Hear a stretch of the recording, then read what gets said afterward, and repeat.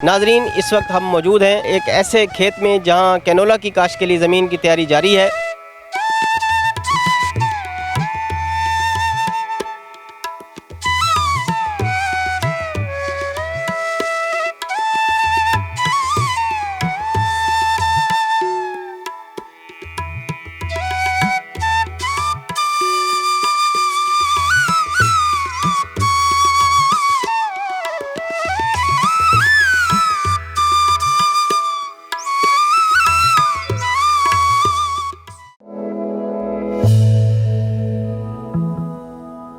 बिस्मिल्लाहिर्रहमानिर्रहीम। AWC agree के साथ मैं हूं आपका मेज़बान ताहिर नदीम।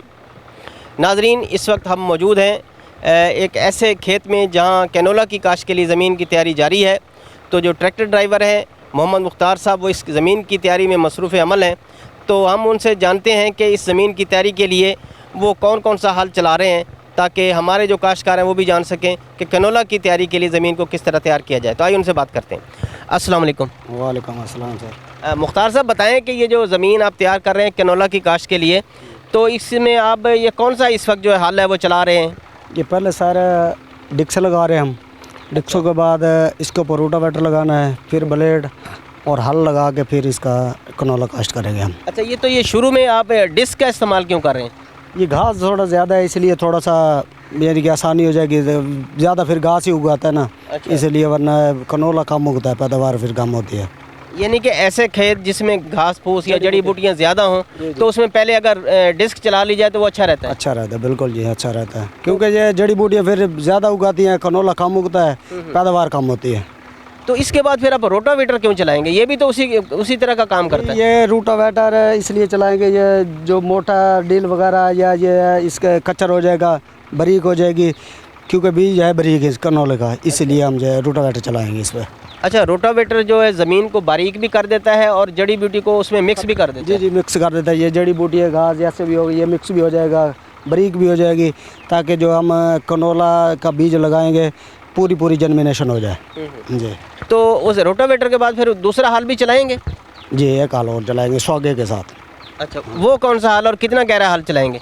वो देखेंगे ना, यानी कि खेलों के हिसाब से देखेंगे या जैसे वतर के हिसाब से देखेंगे, ताकि ज़्यादा गहरा हाल हो तो बीज 3 यानी कि किस्म का हो जाता है। यानी कि एक हिस्सा जो है उसका अपना जर्मिनेशन करेगा, जो ज़्यादा गहरा लगाएंगे हाल वो नीचे चल जाएगा, वो जर्मिनेशन नहीं करेगा। अच्छा। इसलिए थोड़ा सा नॉर्मल हाल चलाना पड़ता है, या बाज़-औक़ात खेलों पे भी लगा लेते हैं। ये जो आप काश्त करेंगे, ये आप ऐसे प्लेन ज़मीन पर काश्त करेंगे या इसकी खेलियाँ निकालेंगे? ये सर खेलें निकालेंगे इसकी, क्योंकि उसमें पैदावार भी अच्छी है और जर्मिनेशन इंशाल्लाह पूरी होएगी, ये कमा पेशी नहीं होएगी उसमें। तो ये कब तक आप इसकी वो काश्त करेंगे? ये सर तकरीबन अगले हफ्ते तक इंशाल्लाह काश्त करेंगे। जी। तो वैसे आम तौर पर जब ये कैनोला की काश्त होती है तो उसकी काश्त के लिए ज़मीन में कितने का हल चलाने चाहिए? मैक्सिमम सर 2 से 3 तो होने चाहिए ना, क्योंकि उसमें जितना गहरा हल होगा उतना फल होगा। अच्छा। साफ ज़ाहिर है, अगर कम होगा तो जर्मिनेशन भी और जड़ी बूटियाँ भी, जब तक जड़ी बूटियाँ ख़त्म नहीं होगी तो उसका हल चलाने का तो फ़ायदा नहीं है ना। हाँ जी। तो जड़ी बूटियों को मतलब तलफ़ करने का जो बेहतरीन तरीका है वो आप क्या समझते हैं? वो सारे हमारे जो जहन में है, जैसे ये डिक्से चला रहे हैं, इसके ऊपर रोटावेटर चलाएंगे, रोटावेटर के ऊपर हल्का सा ब्लेड लगा के फिर इसको 2-3 हल दे के तो छटा लगा के बीज का कैनोले का, और ऊपर से खेलेंगे अपना निकाल देंगे, फिर पानी लगा देंगे।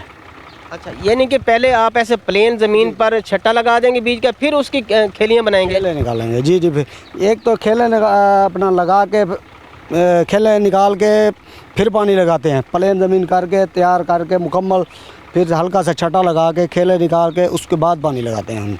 अच्छा जी सर। तो जब आप प्लेन ज़मीन पर बीज डाल देते हैं फिर खेलियाँ निकालते हैं तो उसे बीज जो है वो ज़मीन के अंदर गहरा नहीं चला जाता? नहीं सर, वो जैसे खेले निकालेंगे ना ऐसे, उसके ऊपर ये बीज जो है, जो खेल की ऊपर वाली जो सेट है उसके ऊपर ही बीज आ जाएगा दोनों साइडों पे। अच्छा। उसकी जर्मिनेशन यानी कि पूरी होगी, उसमें कमा पेशी नहीं होगी। बहुत बहुत शुक्रिया। ठीक है सर, मेहरबानी। नाजरीन, आपने मोहम्मद मुख्तार की बातें सुनी कि कैनोला की काश्त के लिए ज़मीन को किस तरह तैयार किया जाता है। उम्मीद है आपको मोहम्मद मुख्तार की जो बातें हैं उनसे ज़रूर फ़ायदा होगा। तो आज तक के लिए इतना ही। आइंदा सेगमेंट तक अपने मेज़बान ताहिर नदीम को दीजिए इजाज़त। अल्लाह निगहबान।